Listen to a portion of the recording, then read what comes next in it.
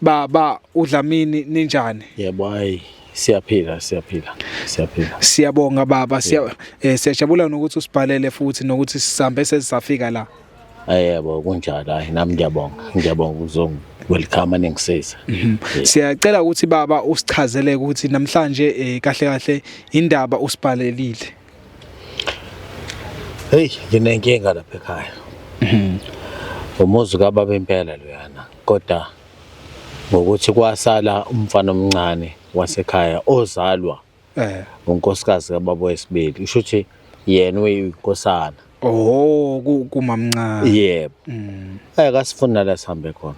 Hayi, akasifuna la sihambe khona.